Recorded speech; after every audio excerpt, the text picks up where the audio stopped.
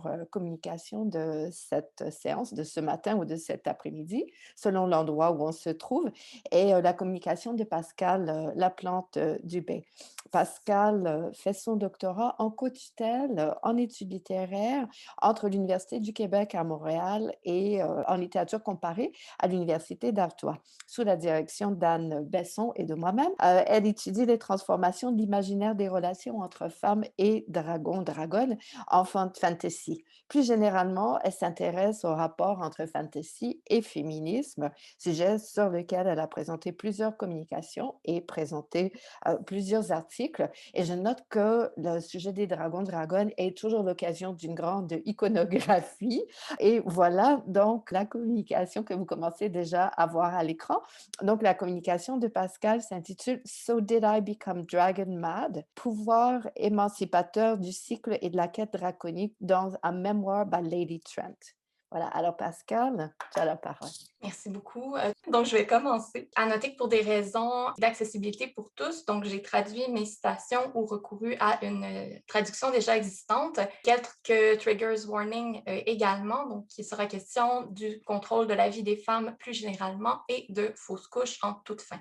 Anne Besson définit le cycle comme une structure ouverte où la représentation du temps et du temps qui passe et de la mémoire sont des enjeux centraux. Constitué d'une succession d'épisodes alliant continuité et discontinuité, il propose, je cite, un modèle de la manière dont se construit idéalement l'identité. Dans cette communication, je proposerai d'allier études du cycle et critique féministe en envisageant l'ouverture cyclique comme une potentielle forme d'écriture au-delà de la fin, soit comme une stratégie narrative qui permet aux autrices de rompre avec les structures conventionnelles de la fiction, dans laquelle souvent encore la trajectoire du jeune personnage féminin a pour finalité le couple, la folie ou la mort. Étendre le parcours de la figure féminine au-delà du passage à l'âge adulte entraînerait ainsi une modification de l'objet de la quête féminine traditionnelle, qui ne serait plus nécessairement amoureux, et d'explorer d'autres identités, trajectoires et enjeux. Afin de le démontrer, j'examinerai le cycle de fantasy victorienne Mémoire par Lady Trent de Mary Brennan. J'étudierai comment l'objet de la quête romantique est de la prémisse déplacée vers le désir de connaissance de la narratrice autodiégétique sur l'espèce draconique, désir qui devient le socle de son identité et un vecteur d'émancipation. Dès lors, plutôt de constituer une finalité, son mariage et la maternité qui s'ensuit facilitent et entravent sa quête de savoir. Cette tension, ponctuée par l'ironie mordante de la narratrice et renouvelée différemment dans chacun des tomes du cycle, participe à la critique des possibilités narratives pour les femmes dans les récits. Elle contribue ultimement à proposer un autre modèle de quête, une trajectoire identitaire marquée par les âges de la vie d'une femme et sa passion pour les dragons-dragonnes. Donc, une analyse de la structure narrative de Mémoire par Lady Trent demande d'effectuer un bref retour vers le roman victorien dont le cycle étudié s'inspire pour le réactualiser en y introduisant des enjeux qui nous sont contemporains. Dans son ouvrage Writing Beyond the Ending, ou Écriture au-delà de la fin, Rachel Clos-Duplessis analyse le trope de l'amour et de la quête romantique dans les romans écrits par les autrices. Elle écrit « Il était une fois, la fin légitime des femmes dans les romans était sociale. Qu'au réussi, mariage, ou un jugement de leur échec social et sexuel, la mort. Ces fins étaient dominantes, liées à de réelles pratiques de la sexualité, relations de genre, familiales et de travail pour les femmes de la classe moyenne. Duplessis identifie le couple hétérosexuel comme le pilier de la reproduction de ce système narratif et idéologique dominant, une manière de maintenir l'ordre social. L'amour hétérosexuel est un script, un code collectif, donc une séquence d'actions, de comportements, de significations données à des actes. Il s'agit d'une façon d'organiser l'expérience individuelle et collective. La littérature en tant qu'institution humaine est organisée en fonction de scripts idéologiques. Duplessis indique qu'aucune convention littéraire, donc intrigue, séquence narrative, personnage, n'est neutre, purement mimétique ou esthétique. Et ce, quoi qu'en disent les tenants de la littérature universelle. En d'autres termes, la convention narrative selon laquelle la quête du personnage féminin des romans du 19e ne peut se conclure que par le mariage ou la mort est fortement idéologique et révélatrice des possibilités sociales des femmes de l'époque. Duplessis explique qu'il existe au sein de ses textes une tension entre la quête individuelle, menée par celle qu'elle nomme The Female Hero, donc le héros féminin qui a un désir individuel d'agentivité, et la quête romantique, celle de l'héroïne, la jeune femme à marier, pas nécessairement dépourvue d'agentivité, mais qui se joue autrement, disons. Donc, le désir d'une vie publique, d'une vocation, d'un développement à ce niveau, d'une sexualité agentive, n'est pas conciliable dans le roman d'apprentissage avec un mariage réussi. Donc, le héros féminin doit abandonner cette quête et devenir une héroïne et se marier. L'impossibilité de correspondre aux normes sociales se conclut par l'effacement de la sphère sociale, donc la mort, punition au désir non acceptable. Au 20e siècle, dans un monde où les femmes comme groupe acquièrent davantage de pouvoir économique, politique, légal, les autrices occidentales commencent à écrire des textes qui vont au-delà de la fin, entendus comme la fin de la quête romantique et la fin du female hero. Donc cette fin devient, et je cite, un espace d'interrogation et de délégitimation des conventions culturelles sur les hommes et les femmes, l'amour et la quête, le héros et l'héroïne, le public et le privé, l'individuel et le collectif. Ces stratégies qui critiquent et rompent avec les structures conventionnelles de la fiction ouvrent de nouveaux espaces des possibles et définitions pour les personnages féminins en racontant d'autres récits. Donc, Rachel Plaud Duplessis les nomme Writing Beyond the Ending, donc écriture au-delà de la fin. Parmi les autrices étudiées, elle revient régulièrement à Virginia Woolf, donc pour laquelle cet acte d'écriture pour les femmes se joue en 2 temps. D'abord, to break the sentence, briser la phrase, le rythme, le flux, afin de laisser entendre une voix féminine occultée par la voix dominante masculine. Puis, to break the sequence, briser la séquence, rompre avec l'ordre narratif et culturel et le récit attendu. Donc, les implications sont alors tant langagières que structurelles et idéologiques. Toutefois, je rappellerai que l'idéologie dominante reliée à la mort de la protagoniste qui s'écarte du droit chemin, donc ce destin féminin de mise en couple, n'a pas perdu de sa force. Bien que les femmes en Occident aient généralement parlant davantage de possibilités aujourd'hui, surtout lorsqu'elles sont blanches, hétérosexuelles, cis, valides, au moins de classe moyenne et scolarisées, ce script n'a pas disparu de nos représentations. Combien de protagonistes meurent en choisissant la quête individuelle, leur désir propre et le désir de pouvoir notamment, et combien renoncent à leur quête et se retirent de la vie publique pour se mettre en couple? Combien encore sont en tension continuelle entre ces 2 pôles, comme si accomplissement individuel et amoureux ne pouvaient aller de pair. Dans Feminist Uses of Generic Fiction, Anne Crane Francis applique la logique de Duplessis aux littératures de genre. Elle avance que les conventions et pratiques des genres ne sont pas neutres. Au contraire, elles sont imprégnées par les idéologies dominantes au moment de l'écriture, tout comme l'est l'histoire racontée. Dans ce contexte, l'intégration d'un discours féministe et politique par une autrice dans son œuvre de fantasy ou de SF, par exemple, aura des implications structurelles et sémantiques, ainsi que sur le récit. Elle mettra en lumière les discours et idéologies conservatrices dont les genres sont imprégnés. Donc, parmi les tropes et conventions, Crane Francis s'attelle à décortiquer la quête. Donc, dans celle-ci, l'articulation des événements à une séquence particulière a un sens, une logique linéaire qui a des implications tant politiques qu'idéologiques. Pour Crane Francis, la linéarité et l'accumulation d'événements de la quête peut être associée au développement de l'humain, un récit qui est codé comme masculin.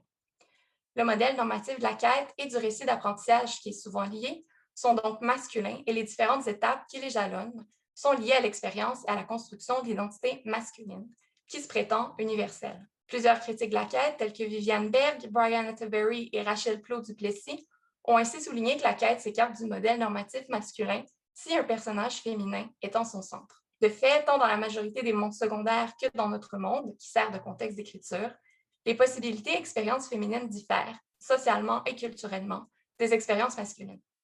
Il est donc normal que les jalons et sens de la quête du personnage féminin s'écartent de la quête masculine normative. Viviane Berg souligne le caractère mouvant de la quête, laquelle entraîne, entre autres, fluctuation des identités et du récit. Elle lie la quête au passage du temps et fait état des tensions qui habitent la structure des cycles de fantasy. Entre progression de l'intrigue et circularité, renouvellement et transformation de la quête, le cycle n'est pas un cercle, mais une spirale, donc je la cite, s'éloignant en cercle concentrique de son point de départ, tout en passant par les mêmes occurrences, à la fois réitération et vecteur de changement. La quête joue ainsi ce rôle d'occurrence, à la fois itérative et transformatrice, dans le temps long du cycle, et le temps de la quête, loin de s'opposer à ce dernier, y est intriqué. Fin de citation. Ce sont les déplacements de sens, les variations sur la répétition qui, à chaque fois, informent et véhiculent le changement, qui est tant thématique que structurel. Le cycle permet alors le développement et la transformation infinie de la quête et de l'identité, du moins jusqu'à la fin du dernier volume. Donc, cette forme cyclique de la fantasy, alliée à la quête et au récit d'apprentissage, peut-elle être lue comme une manière d'aller au-delà de la fin, en critiquant, en transformant, en actualisant la quête féminine de la jeune héroïne du 19e, mais aussi la quête normative masculine. Comment se construisent alors la quête, l'identité et le récit du personnage féminin? Donc, Mémoire par Lady Trent est un cycle de fantasy composé de 5 tomes publiés en 2013 et 2017. J'ai récemment découvert qu'il y avait un 6e tome qui raconte les aventures de la petite fille de la protagoniste des 5 premiers. Renouant avec le genre des mémoires, il est narré à la première personne, donc par la protagoniste, Isabella. Celle-ci est désormais une femme âgée, connue sous le nom de Lady Trent, qui raconte comment ses découvertes scientifiques ont contribué à changer le monde. Elle vit dans une société patriarcale, largement inspirée par l'époque victorienne en Angleterre. Sa place et ses possibilités en tant que femme sont ainsi très réduites au commencement du récit. La structure narrative est marquée par un élément central au cycle en général d'ailleurs, celui du passage du temps. De fait, comme l'indiquent Viviane Berg et Anne Besson, le cycle marque la présence surplombante du temps, tant au niveau structurel que thématique. Temps qui passe, et qui dit temps dit vieillissement et évolution des personnages, et dans ce cas-ci, la protagoniste, dont le nom, vecteur même de l'identité, varie. Donc, Isabella Handlemore, lorsqu'elle est jeune fille en fait, Isabella Camhurst, lorsqu'elle est mariée, puis scientifique, et finalement Isabella Lady Trent, lorsqu'elle est une scientifique anoblie, dont le mari d'ailleurs va prendre le nom de famille. Il témoigne du processus de réitération-changement, continuité-discontinuité du cycle, mais aussi l'identité en transformation de la protagoniste qui acquiert de la notoriété et change de statut. L'origine du nom, sous lequel Léa Lectoris la connaît, Lady Trent, n'est révélée qu'au 4e tome, même s'il sous-tend l'ensemble depuis le début via le titre. Et le titre, d'ailleurs, lie explicitement protagoniste, temps et mémoire, donc autre thème central du cycle. C'est par les yeux de l'héroïne, désormais une vieille dame, que le récit est médié, et cette relation est explicitée dès l'incipit. J'ai conséquemment accepté l'offre de publier une série de volumes chroniquant les moments les plus intéressants de ma vie. Ce récit se concentrera essentiellement sur les expéditions qui ont conduit à la découverte qui m'a rendue si célèbre, mais il digressera également vers des sujets plus distrayants, qu'ils soient personnels ou même, eh oui, salaces. C'est l'un des avantages d'être une vieille femme à présent, et qui plus est, une vieille femme que l'on a appelée un trésor national. Très peu de gens peuvent me dire ce que je dois ou ne dois pas écrire. Incipit particulièrement révélateur, le cycle via les mémoires aura pour rôle de retracer la trajectoire de l'héroïne. On observe également une tension entre l'écriture de ces mémoires masculines qui vont retracer une vocation et le côté plus personnel, plus féminin et plus frivole. Par là est d'ailleurs immédiatement annoncée l'abolition de la frontière entre le public et le privé qui va ponctuer tout le cycle. La narration de Sabala rompt également avec la perte de la mémoire, donc thème du cycle, et également lié à l'âge. Au contraire, Lady Trent se souvient très bien et n'hésite pas à ajouter de multiples commentaires au fil de son récit, entre tirets et parenthèses, et même par moments à s'adresser directement à son éditeur lorsque celui-ci désire qu'elle retire des passages et des termes qu'il juge trop salaces. À travers cette narration, c'est donc un langage féminin qui émerge via le ton ironique et incisif de Lady Trent, qui saisit de ses mémoires pour faire entendre un discours qui a été étouffé. Elle qui avait, plus jeune, raconté son premier voyage en quête des dragons-dragonnes dans un roman de voyage, en tâchant de se conformer aux normes littéraires et sociales et ce qu'il est acceptable de dire ou pas pour les jeunes femmes de son époque. L'âge et la notoriété la libèrent donc. Lady Trent brise la phrase. Sa voix individuelle, incisive, critique, digressive, met continuellement à jour les rouages de la structure sociale et du récit, alors qu'elle commente, rappelle alors son lectorat et son éditeur et s'écarte des attentes. Elle réactive et brise également la séquence du roman d'apprentissage victorien féminin du 19e, dont on retrouve les traces dès le commencement du premier tome. Donc comment? Si les 2 premiers chapitres tracent l'enfance de l'héroïne, en campagne, sa passion pour les dragons-dragonnes devient rapidement le point focal du récit et la justification de toutes ses actions. Donc elle dira « Je devins folle de dragons. So did I become dragon mad ». Cette expression me décrit bien car elle me conduisit non seulement au premier centre d'intérêt de ma vie d'adulte, qui a comporté plus d'une action qu'on peut considérer comme relevant de la démence. L'écart, la folie, et donc la voie qu'emprunte très tôt Isabella. Bien qu'elle tente d'étouffer son intérêt pour la science et pour les dragons-dragonnes, celle-ci refait brutalement surface lorsqu'elle se voit obligée de trouver un mari. Donc, remise en contexte, son père, à ce moment-là, lui présente une liste de prétendants en lui soulignant le fait que certains d'entre eux possèdent un exemplaire dans leur bibliothèque de l'histoire naturelle des dragons, qui est le livre préféré d'Isabella. Et donc, sa réaction, je ne m'étais pas autorisée à penser à ce nom pendant 2 ans, et il me frappa avec la même force que, j'imagine, le nom d'un amour d'enfance qu'on n'a pas vu depuis des lustres. Un instant, je compris Manda, son amie, et sa littérature à sensation. La passion pour les dragons-dragonnes remplace l'amour. L'objet de la quête est déplacé vers celui de la connaissance. Et c'est cette passion pour les dragons-dragonnes qui va orienter sa recherche d'époux, puisque Isabella est désormais à la recherche d'un époux qui sera prêt à partager avec elle sa bibliothèque. Elle n'a de fait que faire de la fortune de Jacob Camhurst qu'elle épouse. Donc, selon les conventions du 19e, le récit d'Isabella devrait se clore ici, donc un mariage réussi. Or, le processus qui mène aux noces de la narratrice est rapidement compté. Après 50 pages et 3 chapitres, la jeune femme est mariée. Le récit passe à une autre étape, plus importante, après la fin. Le moment où Isabella a l'opportunité d'aller observer les dragons-dragonnes en accompagnant son mari. Le mariage n'est donc plus un point de tension entre sa vocation et l'amour, mais un lieu où ceux-ci s'entremêlent. Il est un tremplin vers autre chose, une étape de sa vie qui l'amène à sa première étude de terrain. Elle dira donc sur sa relation avec son mari: « Nous étions amis à présent d'une manière que je considérais à l'époque comme étrange et masculine. » À noter que le terme en anglais est « queerly masculine way ». Donc les Mundell-Lewis diront que ce n'est pas de l'amour, du moins pas de l'amour romantique. Je veux bien admettre que ce n'est certes pas celui qu'on trouve dans les pièces de théâtre et les romans à sensation.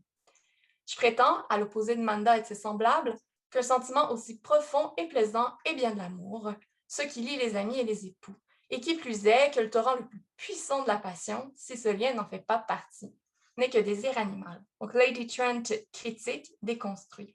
Sa relation amoureuse n'a rien de tel représenté dans les romans féminins de Mundell-Lewis que son œil de naturaliste réduit à un désir animal. Le véritable amour repose sur un partage d'intérêts. Et à défaut de terme pour le désigner, puisqu'il sort de son cadre de référence romanesque et culturel, la jeune Isabella le qualifie de masculin, voire même d'étrange, et oui en anglais, donc je l'ai mentionné, queerly masculine, témoignant par là d'une sexualité qui échappe aux normes de sa société en mélangeant le masculin et le féminin. Dès lors, si le récit d'Isabella s'écarte de la norme, il aurait pu brutalement s'arrêter au décès de Jacob, qui meurt assassiné à la fin du premier tome. Or, il semblerait que ce changement de statut de la protagoniste, qui devient veuve, la libère davantage. La vie sans dragon était grise et vide.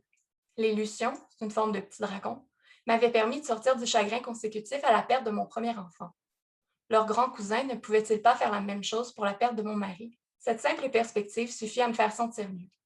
Pouvoir me définir en premier lieu non pas comme une veuve, mais comme une chercheuse, la dragonne qui se trouvait dans mon cœur s'ébroua et bougea les ailes, comme si elle se rappelait qu'on pouvait les utiliser pour voler. Donc, on observe une variation dans l'identité d'Isabella. À l'intérieur d'un seul tome, elle est passée d'enfant à jeune fille à marier, puis épouse, mère et veuve. Cette fois, toutefois, c'est elle qui choisit d'opérer le glissement de sens qui mène au changement. Elle choisit de se définir comme une savante et de remuer ses ailes, prête à s'envoler. Passion et vocation sont source de guérison et évoquent l'envol prochain, la liberté. Et ce passage annonce également en creux, en fait, le déplacement de la tension mariage-vocation, un second point de tension de la vie d'Isabella, maternité-vocation, qui est davantage mis en scène dans les tomes 2 et 3. Donc, si la passion d'Isabella lui a permis de se remettre de sa fausse couche, elle devient d'autant plus entravante lorsque vient pour elle le moment d'éduquer son fils, Jake. Et donc, le temps qui m'est imparti touche à sa fin. Je devrais vous laisser sur cette fin ouverte et sans doute devrais-je me lancer dans un cycle de communication afin de discuter de maternité et de vocation draconique. Je soulignerai simplement qu'au fil des tomes, si la vocation d'Isabella faisait d'abord entrave à son rôle de mère, la protagoniste les hybride finalement et malgré les contraintes sociales. Le temps passe, l'enfant grandit et les dragons-dragonnes prennent de plus en plus d'espace narratif et la maternité devient marginale, seulement mentionnée en début et en fin de tome.